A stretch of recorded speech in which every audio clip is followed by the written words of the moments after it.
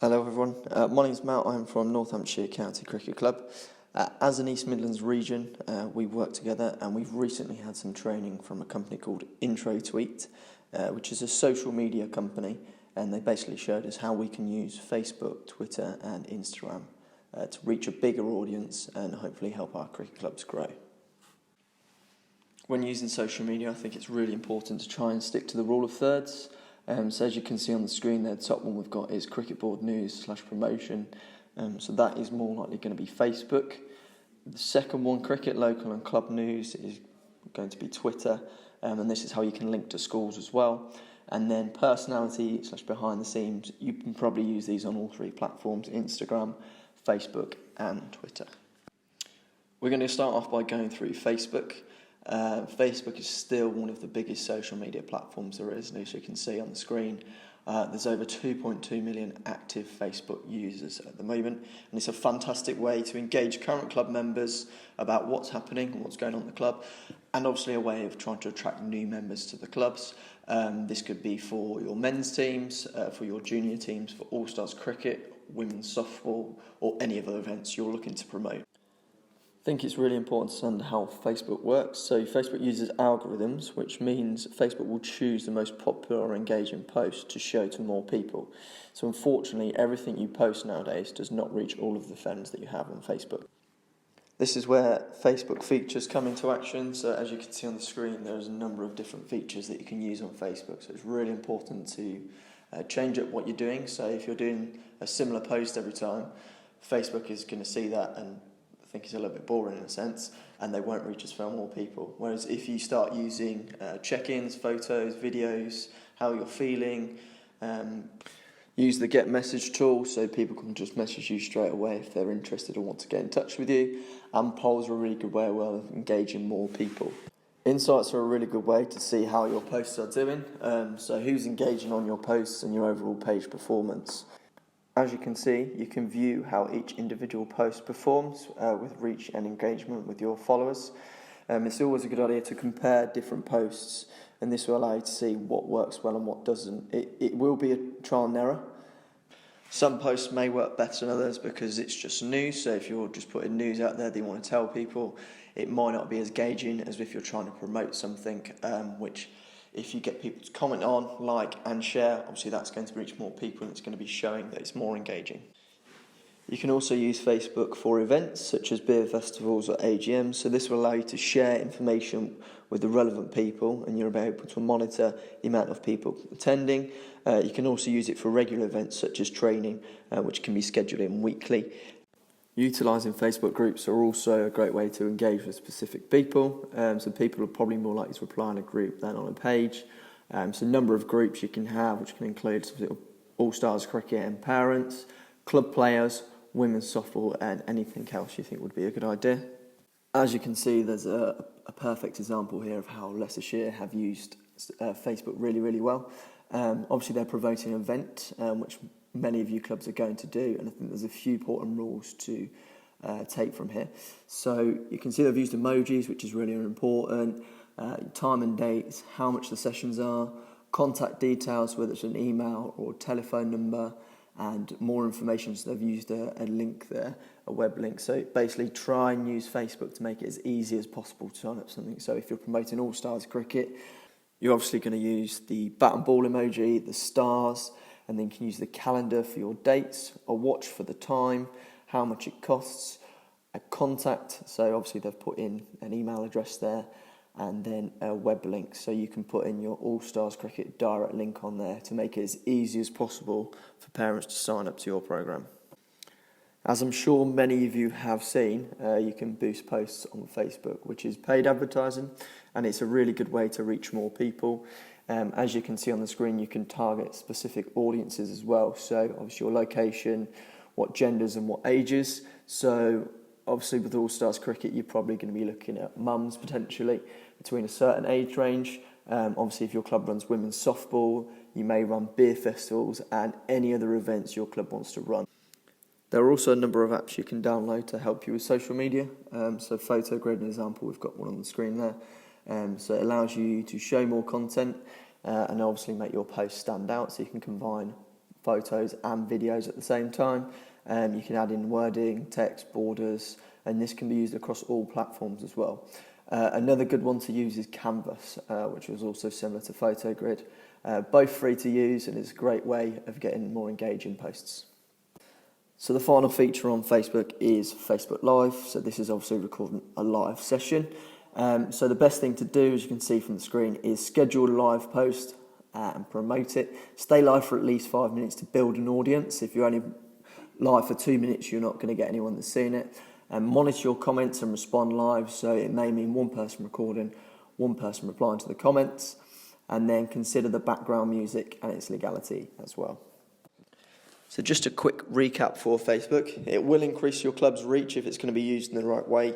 So make sure you're mixing up your posts using the Facebook features. Use insights to see what does and doesn't work. And when you are posting, make sure you use your emojis, include dates and times, add in contact details, and add in a link. So thank you for listening. I hope you found some of this useful. What I'm going to do now is hand over to Gareth Isaac from Nottinghamshire County Cricket Board, and he's going to go through Twitter and Instagram for you. Hi, my name's Gareth Isaac. I'm here from Nottinghamshire Cricket Board, and I'm here to talk you through Twitter. As Matt said, Twitter is a fast-paced platform. The average lifespan of a tweet is roughly 7 seconds, so it's important to be concise when we're tweeting. It works in chronological order, and we only have roughly 280 characters to use to get our message across. There's around 450 million active users, so it's a great place to advertise to your local community, sponsors, partners and schools. So here's a brief overview of the benefits for using Twitter. It's instant brand awareness of initiative and events. So if you're running a women's softball festival, you can advertise a direct sign up to that. The same with All Stars, or even just your quick cricket program on a Friday night. It's just a really good opportunity to advertise what you're doing. You can engage with a targeted audience at all times.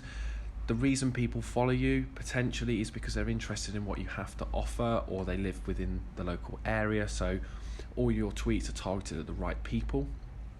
You can push people towards your website, where you can make them aware of any more information for certain events.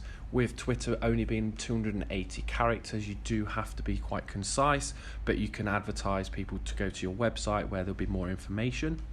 And it's also a really good opportunity for the club to engage with other clubs for potential friendlies. You've got other players, you can target recruitment. Schools, if you're running any sort of programs that you think it would be great to link in with the schools, and then as well with other sort of sports clubs in your local area. When setting up our Twitter profile, it's important it looks professional. This could be the first place any potential new member or sponsor looks. On your profile, it's important to have a good quality or relevant photo to your club. It could be your logo in the main picture and then an action shot or ground picture as your header. You can make these pictures to scale using a website called Canva. You have a section underneath your pictures to say who you are and what you're about. This is a really good opportunity to advertise any other social media platforms and your website too. Most people who run a club's Twitter page will be doing so because they understand Twitter and probably have a personal page themselves. Switching between accounts is really simple. You just need to head to your profile page and then tick the logo in the top right hand corner of the page to which you wish to swap to. When tweeting, we use the phrase the perfect tweet. What we mean by this is that it's under the 280 character limit. It has a catchy statement or rhetorical question which encourages people to respond to us. It has a website or a link to whatever we're advertising. And when we're using pictures or videos, they're good quality and they show off the product well. And then at the end, we have 3, 4 or 5 relevant hashtags to what we're trying to advertise. Also, it's important to tag in other Twitter users to promote what we want to show them. Here is a few other examples of perfect tweets from around the region. As you can see, the relevant venues have been tagged. We've used hashtags that are relevant to the product and website links to generate signups. Here is an example of some of our recent tweets. We try to make all of our posts targeted towards a specific program or event. We use pictures, videos, GIFs and emojis to make them as engaging as possible. So just a quick recap for Twitter. Be personable, engage with players, parents, sponsors and other sporting groups. Make sure your page is up to date and try and follow the perfect tweet framework. So over to Instagram. Instagram is probably the fastest growing platform out of the three. This is due to heavy investment from Facebook, so we highly recommend, if you don't have an account for your cricket club, that you make one. There's really high levels of engagement, especially in the younger generation. It's a really good opportunity to sort of promote your brand and the things that you do. You can showcase fantastic pictures, videos and anything else that you're doing, and you can also be at an event and send out some live content. So from our point of view, this is what we're sort of heavily pushing at the minute to try and get clubs noticed. When looking at the age range of people that use Instagram, we can see that 57% of people aged 18 to 29 have an account. This is really important when we're looking at promoting cricket, especially looking at declining numbers in the adult game, and also seeing that it's dominated currently by women, mums and parents. That's a really good audience for us when looking to promote events like women's softball and all-stars, with the mums tend to be the purse string holders. When starting from scratch with an Instagram page, it's important that you build followers and get your club seen by as many people as possible. Start this off by following players, parents, other clubs, local businesses, and just try and get your page out there in front of as many people as possible. It's good to use your website, Facebook and Twitter as well to promote that you've now got an Instagram page. Similar to Facebook and Twitter, when using your Instagram page and uploading pictures, it's really important that they're of a high quality. As you can see on our Notts Cricket Board Instagram page, each picture has been carefully selected to make sure that it's of that high quality, so it just looks good when people look at it. Instagram Stories is a great little feature, which is where you would upload some content which is visible for 24 hours. It's on the top of the Instagram feed, so instead of the generic posts and pictures which people add, this is always available at the top of the screen. It's normally things that are happening live there and then, and we do get to see high engagement levels on these. It's a really good way to interact with training sessions, matches, or any training that's going on. This is mainly how content is digested on Instagram. People would rather have a quick look through your story rather than looking at your pictures and your profile. So it's key that you're engaging. There's lots of extra features when doing a story. Instagram does have some great content, so make sure you check that out and have a play with it yourself. And also coming to Instagram soon is where you can drive website traffic and bookings through a swipe up feature. Here is a few examples of a recent story which we did. The first one at the club forum, where we chucked in the location, a couple of emojis with the cricket bats, and then here today at Trent Bridge we had a play with the stories feature, making it as interactive as possible. We're now going to talk you through how to do a story of your own. If you select the camera button in the top left hand corner of the screen, and then you can take a picture or a video of what's in front of you, what you want to show. Then there is options from swiping up that are called features. As you can see, I'm adding the location of the venue that we're at here at Trent Bridge, and then we can move and drop that to where we want it on the screen. Also, we're going to have a play and use one of the sliding scales.